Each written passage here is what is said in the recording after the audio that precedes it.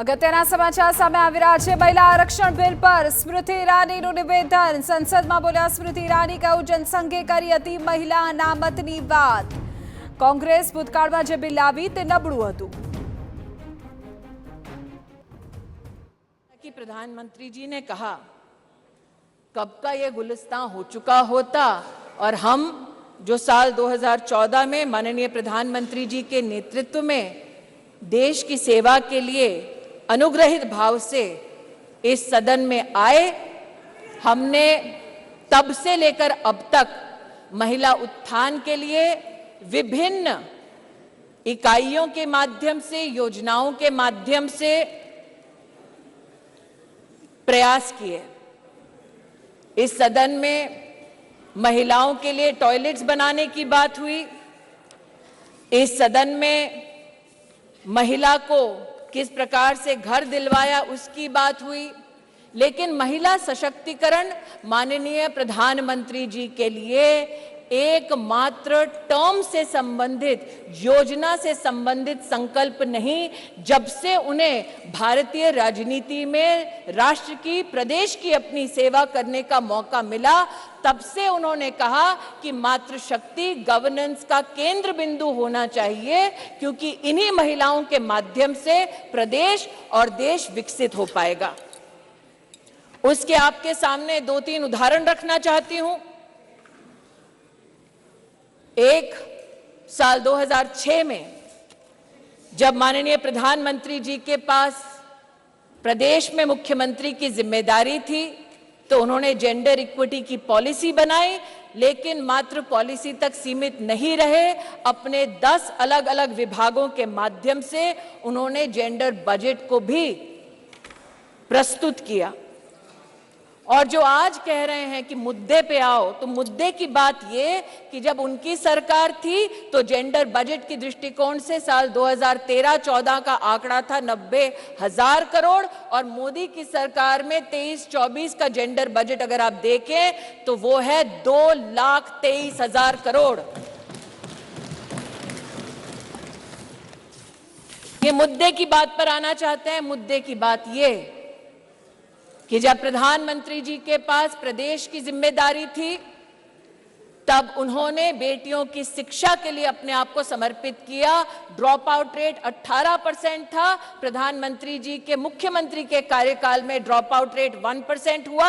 और आज प्रधानमंत्री की जब उनको जिम्मेदारी मिली है, तो राष्ट्र के इतिहास में पहली बार राष्ट्रीय शिक्षा नीति में महिलाओं के लिए अलग से फंड का, जेंडर इंक्लूजन फंड का प्रावधान करने वाली सरकार नरेंद्र मोदी की सरकार है। ये कहते हैं मुद्दे पर आओ, तो मुद्दा ये कि जब प्रधानमंत्री जी के पास प्रदेश की जिम्मेदारी थी, तो उन्होंने ई ममता एक कार्यक्रम शुरू किया, ताकि गर्भवती माताएं, बच्चे उसके माध्यम से, सरकारी व्यवस्था से उनका बेनिफिट ट्रैक हो सके, कौन वंचित है उस तक हम पहुंच सके। और आज नरेंद्र मोदी जब देश के प्रधानमंत्री हैं, तो राष्ट्र के इतिहास में पहली बार पोषण ट्रैकर के माध्यम से देश के 7.5 करोड़ बच्चे और 2.5 करोड़ महिलाओं को पोषण अभियान के माध्यम से डिजिटली सेवा पहुंचाई जाती है। ये कहते हैं मुद्दे की बात पर आओ, तो मुद्दा ये कि जब प्रधानमंत्री जी के पास प्रदेश की जिम्मेदारी थी, तो उन्होंने मां वात्सल्य योजना की शुरुआत की, जहां महिलाओं को लगभग 1.5 लाख रुपए के माध्यम से, जिनकी एनुअल इनकम थी, उनको 4 लाख से ज्यादा की मेडिकल ट्रीटमेंट सरकारी व्यवस्थाओं में देने का काम नरेंद्र मोदी जी ने किया। और आज आयुष्मान भारत योजना के चलते 10 करोड़ गरीब परिवार, 10 करोड़ गरीब महिलाओं को सुविधा, 24,000 से ज्यादा अस्पतालों में, 1,60,000 से ज्यादा स्वास्थ्य केंद्रों में सेवा देने वाली सरकार मोदी की सरकार है, भाजपा की सरकार है। इसलिए जो कहते हैं कि महिला सशक्तिकरण मात्र आज एक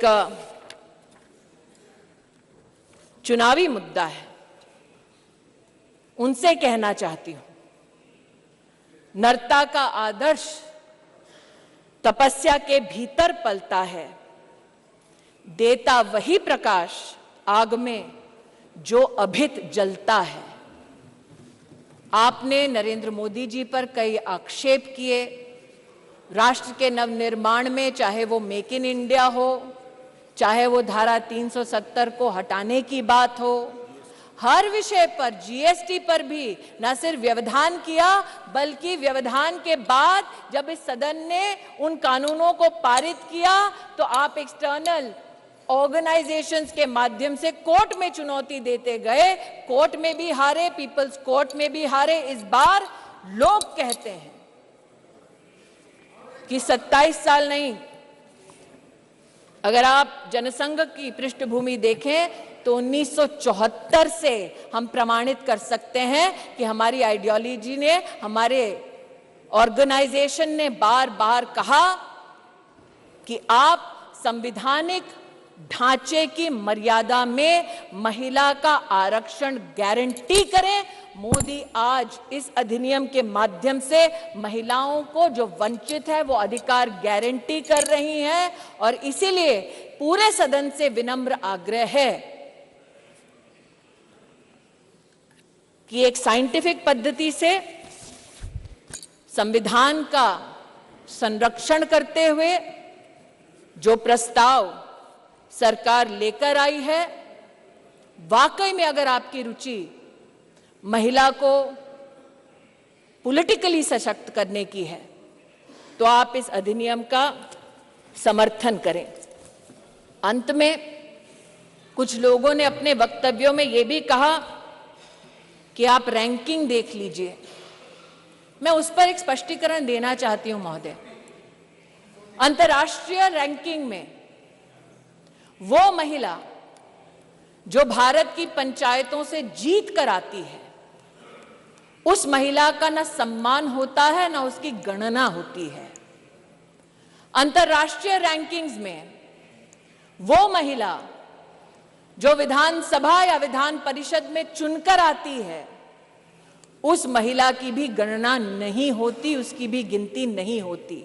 अंतर्राष्ट्रीय रैंकिंग में जो महिला लोकसभा में, राज्यसभा में चुनकर आती है, उसकी भी गणना नहीं करते। वर्षों वर्ष से चला आ रहा था सिलसिला। मोदी सरकार ने इस विषय को अंतर्राष्ट्रीय पटल पर उठाया और लिखित में उनसे जवाब दिया कि हां, अब हम हिंदुस्तान की पंचायतों में जीतने वाली महिलाओं का सम्मान करेंगे, विधानसभा में जीतने वाली महिलाओं का सम्मान करेंगे, लोकसभा में जीतने वाली, राज्यसभा में हमारी जो महिलाएं सेवा दे रही है उनकी गिनती करेंगे। We have made women count and it is time for you to step up in the opposition and not mere reduce your words to paper, to speech, but speak with action and support Nari Shakti Vandan Adhiniyam. धन्यवाद. Thank you. તો સ્મૃતિ ઈરાનીને તમે સાંભળી રહ્યા હતા, જેમાં તેમણે કહ્યું કે સંવિધાનમાં ધર્મના આધારે અનામતની જોગવાઈ નથી, શિક્ષણની નીતિ માટે અલગથી ભંડોળની જોગવાઈ કરાય છે. તેમની સરકારે સ્ત્રીઓ માટે કરેલા કામનું પણ વર્ણન સ્મૃતિ ઈરાની કરતા જોવા મળ્યા.